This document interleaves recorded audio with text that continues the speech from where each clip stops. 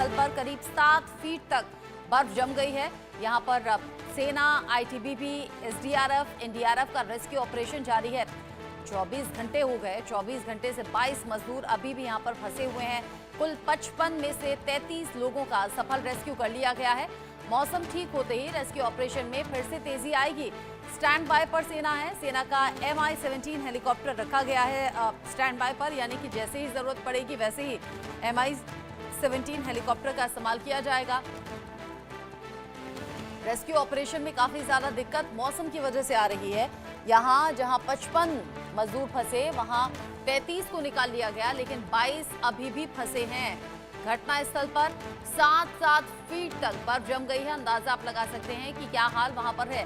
फिलहाल ये 3 तस्वीरें आप देख लीजिए। 3 तस्वीरें जिसमें आपको पहाड़ी हिस्सों में हो रही बारिश के बाद बर्बादी की तस्वीरें दिख जाएंगी। भारी बारिश से तबाही ज्यादा है।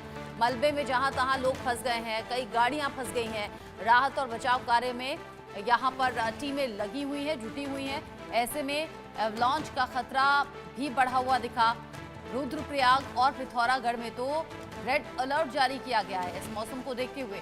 इससे पहले हमने आपको बताया दिल्ली NCR में बारिश हो रही है कल रात से रुक रुक कर, और हमने इससे पहले कहा था कि उत्तराखंड और हिमाचल और जम्मू कश्मीर में बर्फबारी की खबर है। अब ये कुछ और तस्वीरें आप देख लीजिए। 6 तस्वीरें लेह की हैं। डोडा, गंगोत्री, कारगिल, रुद्रप्रयाग, लाहौल स्पीति, ये सभी 6 तस्वीरें जो कि बता रही हैं कि कैसे पहाड़ों पर बर्फबारी के बाद मौसम का मिजाज बदला है और इसका सीधा असर जो है वो दिखाई दे रहा है मैदानी हिस्सों पर।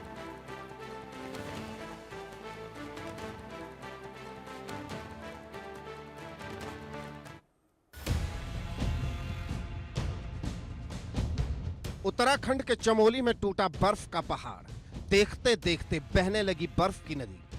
उत्तराखंड के चमोली में शुक्रवार की सुबह खौफनाक साबित हुई। सुबह 7:15 पर भारी एवलांच की वजह से 57 मजदूर बर्फ में दब गए।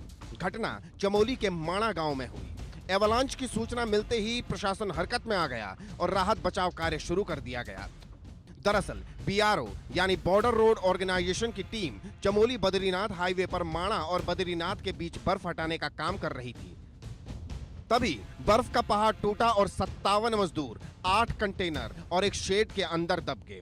सेना के मुताबिक घटना की जानकारी मिलते ही आइबेक्स ब्रिगेड के 100 से ज्यादा कर्मचारी तत्काल रेस्क्यू में जुट गए, जिसमें डॉक्टर, एम्बुलेंस स्टाफ भी शामिल थे। अभी तक कई मजदूरों का रेस्क्यू कर लिया गया है और इन लोगों को जोशीमठ के माणा के अस्पतालों में भेजा गया है। रेस्क्यू किए गए कुछ मजदूरों की हालत गंभीर बताई जा रही है। हालांकि अभी भी कई मजदूर फंसे हुए हैं और उन्हें सकुशल बचाने का कार्य युद्ध स्तर पर चल रहा है।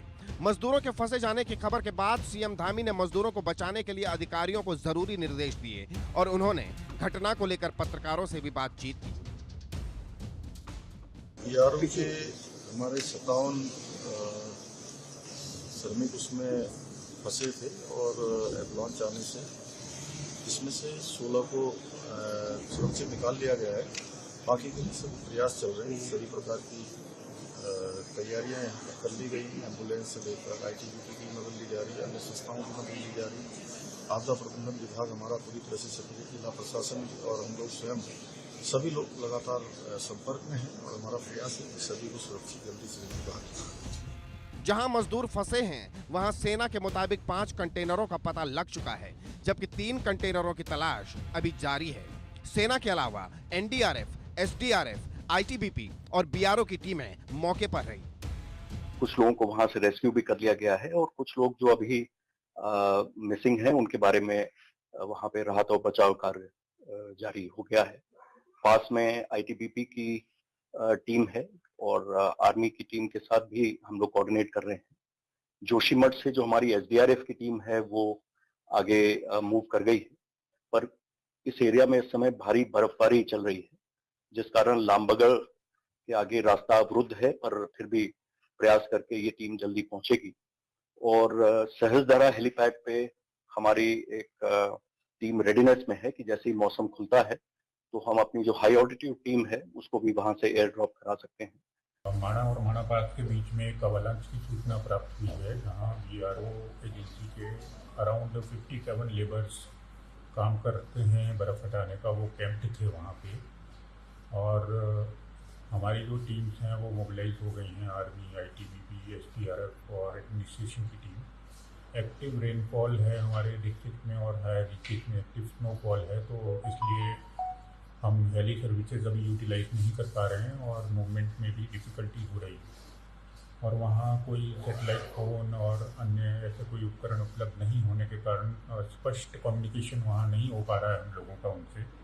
लेकिन अभी तक कोई ऑफिशियल सूचना हमारे पास किसी कैजुअलिटी की नहीं है और हमारी यही प्रयास है कि हम सब टीम्स को लेके एक कोऑर्डिनेटेड एफर्ट करके सबको रेस्क्यू करें और हायर अथॉरिटीज़ की तरफ से भी पूरा सपोर्ट हमें मिल रहा है। तो आशा है कि जल्द ही हमारी एक टीम वहाँ पहुँच के उनको सकुशल रेस्क्यू कर लेगी और जो भी कोई अपडेट होगा वो मीडिया को ज़रूर हम साझा करते रहेंगे।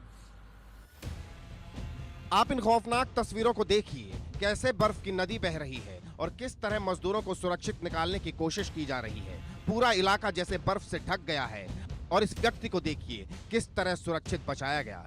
चमोली के डीएम संदीप तिवारी के अनुसार घटनास्थल पर लगातार बारिश और बर्फबारी हो रही है, इसलिए वो हेलीकॉप्टर नहीं भेज पा रहे हैं। दूसरी तरफ लामबगड़ में सड़क ब्लॉक है, सेना उसे खोलने में लगी है। एक अन्य टीम को सहस्त्रधारा हेलीपैड पर अलर्ट पर रखा गया है। इसके अलावा एसडीआरएफ की ड्रोन टीम भी अलर्ट पर है।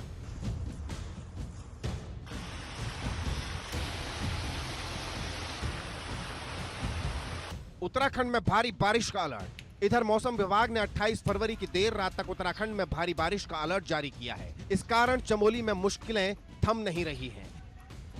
लेकिन जिस तरह राहत बचाव कार्य चल रहे हैं और लोग सकुशल बचाए जा रहे हैं, वो काबिल तारीफ है।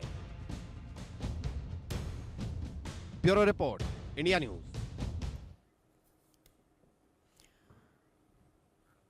पौड़ी गढ़वाल से इंडिया न्यूज संवाददाता भगवान जुड़ गए हैं इंडिया न्यूज पर लाइव। भगवान सिंह, अभी मौसम को लेकर अपडेट क्या है और जो 22 मजदूर फंसे थे उनको लेकर जानकारी क्या?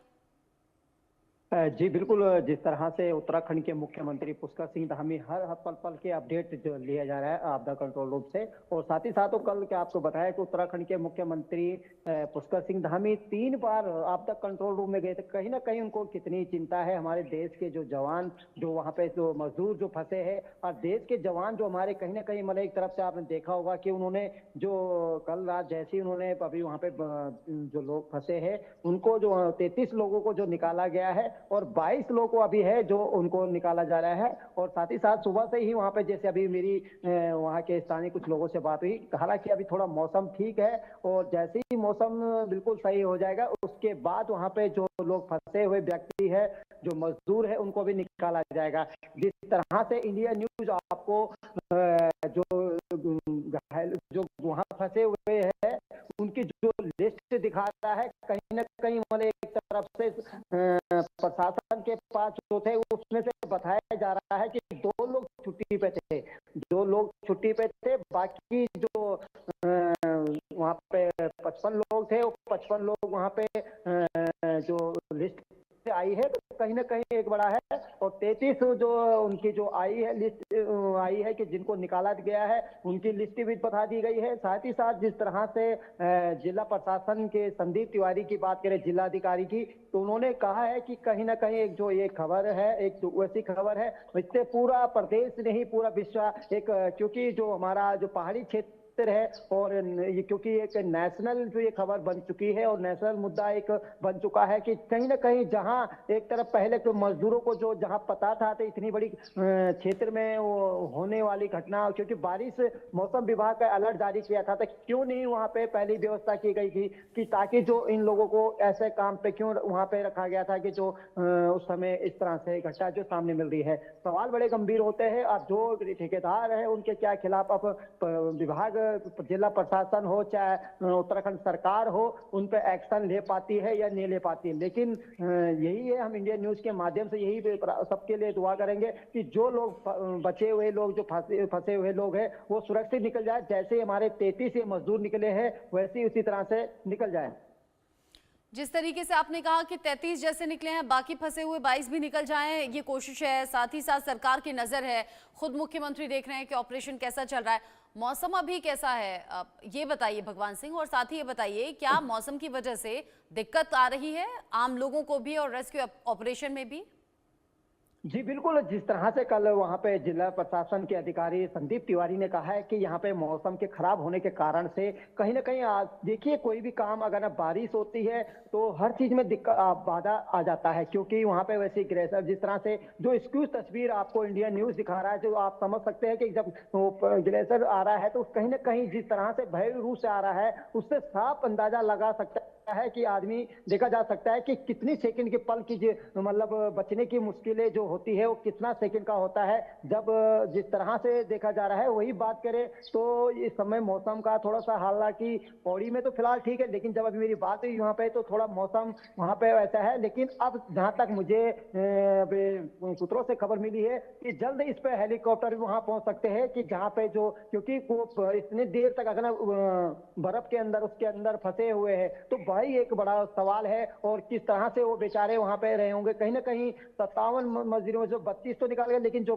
22 वहां पे है, तो अब वहां पे ये देखना होगा कि इनकी जिंदगी, क्योंकि हम तो यही दुआ करेंगे इंडिया न्यूज के माध्यम से और अपने, क्योंकि हम देवभूमि के लोग हैं और देवभूमि में यही होता है कि जब कोई बड़े आपदा आती है, कोई आता है, तो हमारा जो एक होता है तो तमाम लोग अपने क्षेत्र में इसी चीज को एक कहते हैं कि भाई जल्द से जल्द ये जो भी है, क्योंकि आपने रेवड़ी आपदा आपने देखी होगी, तमाम उत्तराखंड में कई आपदा ऐसे आई, 2013 की आपदा मैं आपको बताऊं, मैं स्वयं जब उस समय की बात है और अभी जब फंसे हुए मजदूर थे वहां पे टनल के अंदर, उस समय भी मुझे याद है कि क्या हालात हुई थी उत्तराखंड में और कहां कैसी कैसी मुसीबत वहां पे जो देखे गए, टनल के अंदर फंसे। तो उस समय भी यही था कि जल्द से जल्द निकले जाए, और यही अभी भी यही है। लेकिन मौसम की बात करें, हालांकि अभी मौसम थोड़ा ठीक है, लेकिन अगर मौसम इसी तरह से रहा तो काम में दिक्कत नहीं होगा, और मौसम खराब हो जाता है तो उसमें दिक्कत हो सकती है। लेकिन एक चीज मेरे को जरूर बता दूं आपको, उत्तराखंड के मुख्यमंत्री भी वहां पहुंच सकते हैं। मैं आपको बता दूं,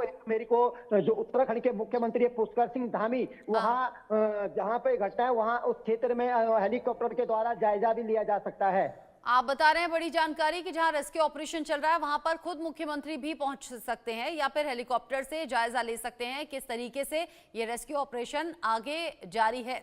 बहुत शुक्रिया आपका भगवान सिंह, नजर आप बनाए रखिएगा।